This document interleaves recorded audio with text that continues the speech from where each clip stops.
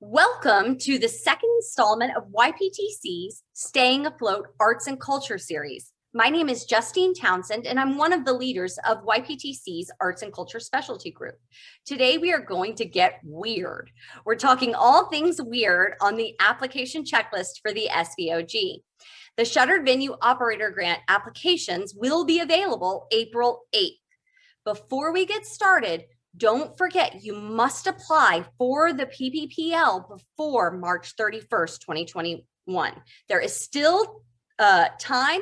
The deadline for PPPL applications may get extended, but you will not be eligible for the PPPL after you receive the SVOG. The exception only works if you get the PPPL first and the SVOG second. Don't worry though, there's still time, and YPTC's Arts and Culture Specialty Group are here to help. So I'm going to share my screen now and we'll get started.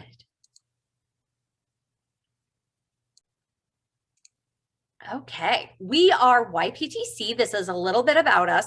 We're a nationwide firm. We work with nonprofits to provide excellent financial management, and we work with nonprofits anywhere and everywhere.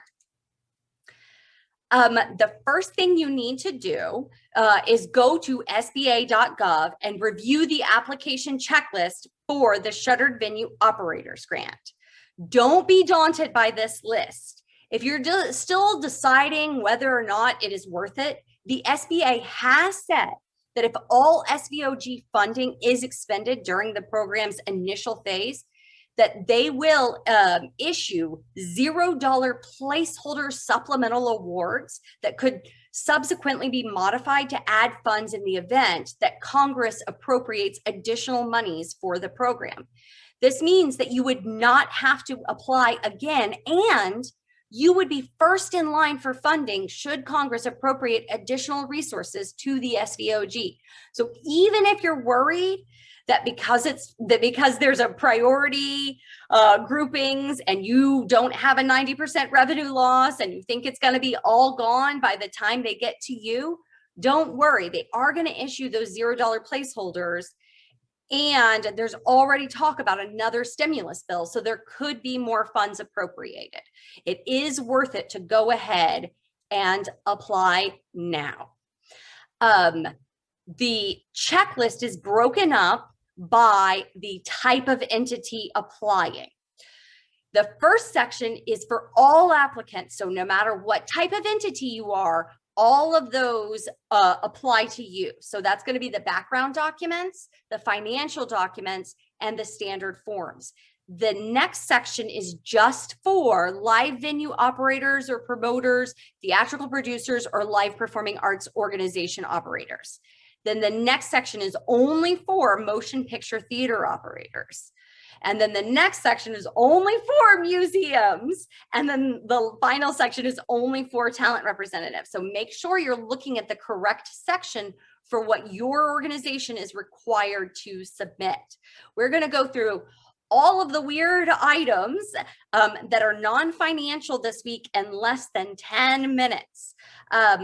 Next week, we're going to focus on the financial items. So don't worry, we've got you covered. Now, if you need specific help in the meantime, then you can reach out to stayingafloat@yptc.com, and you can engage with YPTC to assist you in preparing those financial documents. The first thing that all applicants are going to need in that first section there is a written statement of need. What is that? A written statement of need is a certification by the principal representative. So in a nonprofit, this is usually either going to be the executive director or the chairman of the board who completes this. Or in a for-profit, it would be the owner of the entity or the chairman of the board, that the SVOG is needed. And that is needed to continue your operations. What you're saying is that you need this to stay open. You need the SVOG to keep going. It must include that the reason that you need it is because of current economic conditions, and it must indicate that you need this to stay afloat. You need this to keep your doors open, right?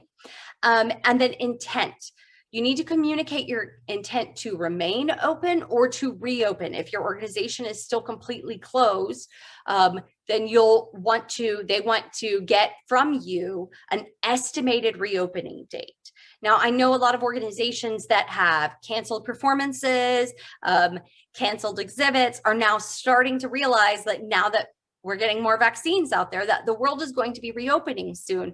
And so a lot of you are looking at your calendars and your schedules, looking at this now, and just remember that you need to give them an estimate. It is okay if that is not the exact date that you reopen, but you must provide an estimated reopening date in that written statement of need. Also, you need to assure them that your organization was fully operational on February 29th, 2020. And that's the other piece. You have to have been running completely open on February 29th, 2020. Okay. Our next section here, our next piece here in the all applicants, what's weird is the employee list. Now that doesn't seem like that would be weird. That seems like that would be easy. But the amount of information that they are requesting when they say employee list is much more than you would think. You need to provide the full names of all current employees as of the application date, which is going to be April 8th, 2021. And any employees that you had on your payroll on February 29th, 2020 that are currently furloughed. You need to provide the status of each employee. So this is going to be part-time, full-time, temporary, leasing concern, union agreement. Is this a union employee? Are they co-employed due to a PEO, right? That is a PEO is a professional employment. That is when you have like Insperity is a good example of that. Salaried, whether or not they're exempt or non-exempt employees, hourly, etc. So you're going to provide all of that information. If the employee was not included on your February 29th, 2020 payroll, you need to provide an explanation. So was it the owner and they don't take payroll? Is it shared with an affiliate? So the affiliate was paying that employee at that time. Is it that was a seasonal employee? And so that was not the normal season for that employee to be working. Or has there been some replacement due to turnover during the last year? Lots may have happened, and some folks decided they weren't going to come back, or that they couldn't. And so some folks had to be replaced maybe. And so you would want to identify who that replaced from that February 29th, 2020 payroll. And also you need to identify whether or not they're currently furloughed or active employees. You must provide the job title of each employee.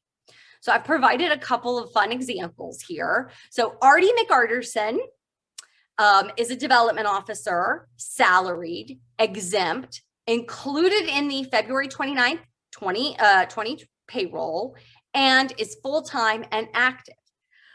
Whereas Dancy McDancer was a stagehand, is a stagehand under a union agreement. He was included in the February 29th, 2020 payroll, is part-time, but is now furloughed. Okay. Now we move on to specifics by entity. So we're going to get super weird now, right? So these are the specific items that you'll want to pull together if you are a live venue operator or promoter, a theatrical producer, or a live performing arts organization operator. Everyone in that category must provide marketing materials. So your marketing materials can be social media or print. They must include the event title, the show time, the date, and the entry requirements. So these are marketing materials for the prior year. So not during the pandemic when you were closed, but when you were open. So from February 29th or 2019 through February 29th, 2020. That's the time period for those marketing materials, showing that you were an active operating venue, or that you were an active operating producer. The next thing that you'll need is a box office ticketing report, which must include dates, the artist, price, number of tickets sold for all of February 2020. So you need the box office ticketing report for February of 2020.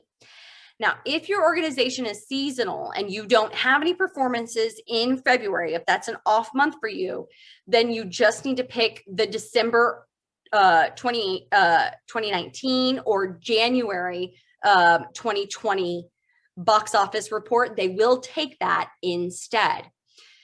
If you don't have a ticketing box office report, one of the items that they will take instead of that box office report is any other type of evidence that you host shows regularly.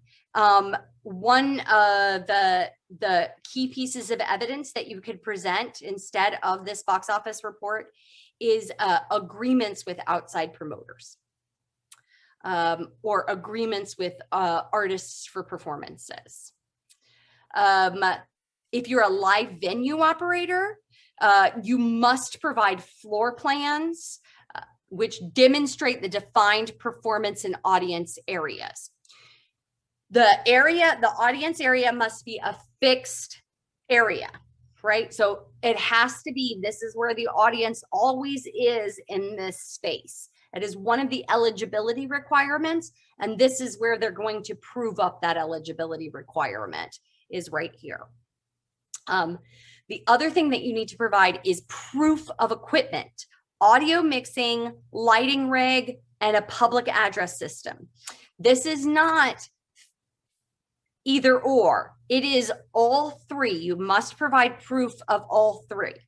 So for audio mixing equipment, the definition that the SBA is using is any equipment which mixes two or more audio signals together and provides one or more output signals, and allows for adjustment of levels and enhancement of sound with equalization and effects, and creates monitor feeds.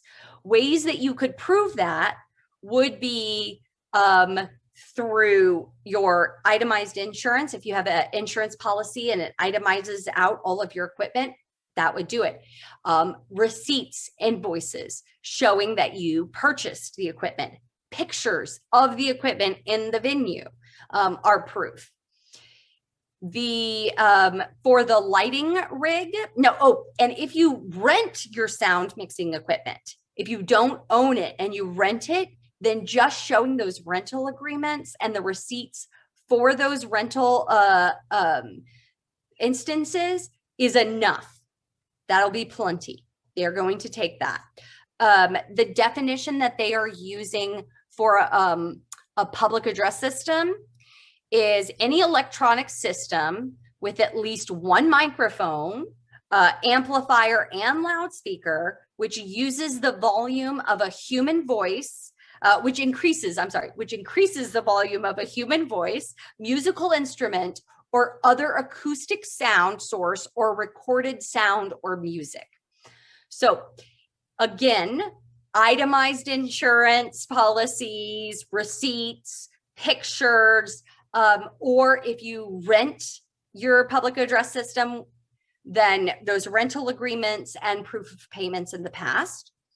The lighting rig definition that they are using is a structure that holds lights in place for illuminating a stage or other defined performance space.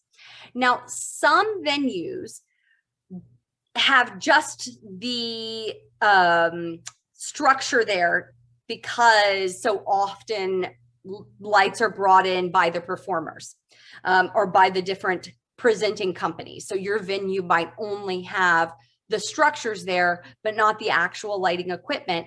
that's fine as long as you provide proof that that lighting structure is there, that that underlying structure is there.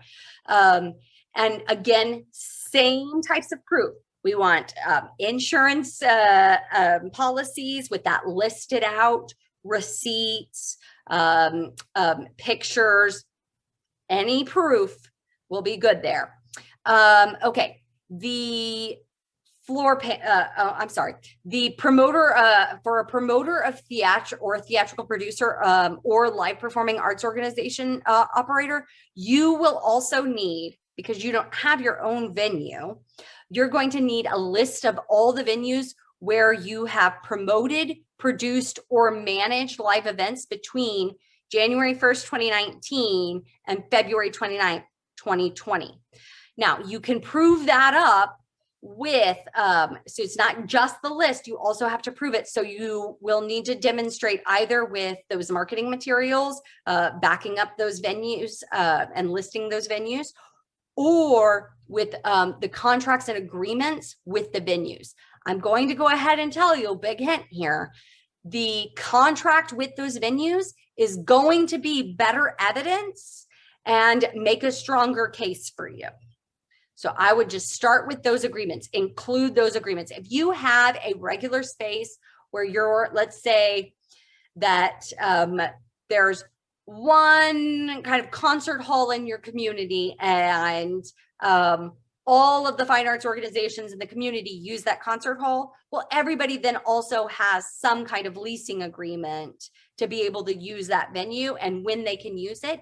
And just that agreement executed will be enough to satisfy this list of all venues, because you'll only have the one venue. Now, if you're an organization that bounces around to a bunch of different venues, you might have 3 or 4 of these agreements that you'll need to prepare to compile and be ready to upload into the portal when you go to apply. Okay, now let's talk about motion picture theater operators.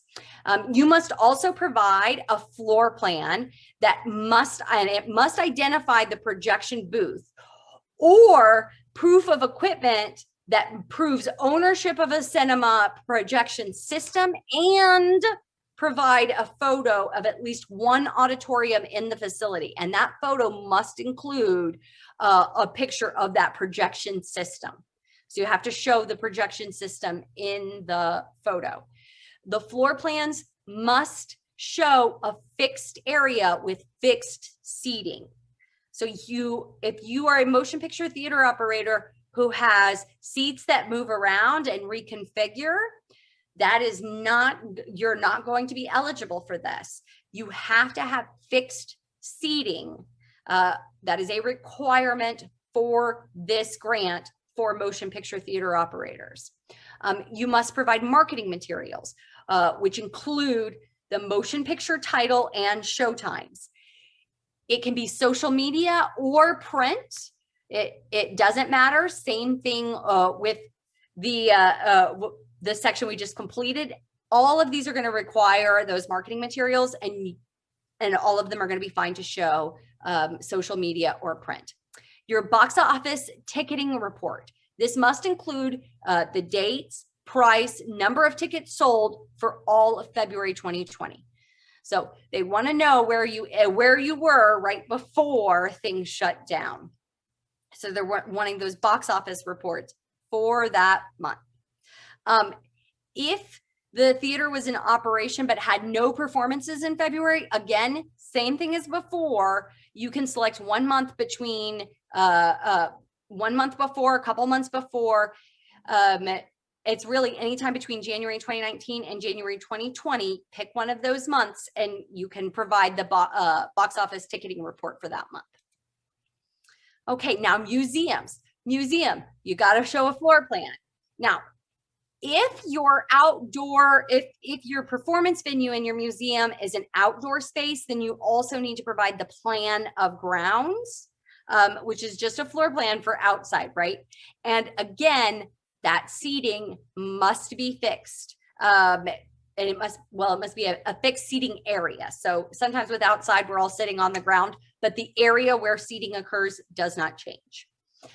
The state, and also with museums, you must provide the proof of a state or local COVID-19 occupancy restrictions that demonstrate limits on occupancy. So for this, what you really want is a copy of the state or local ordinance that demonstrates the limitation on occupancy.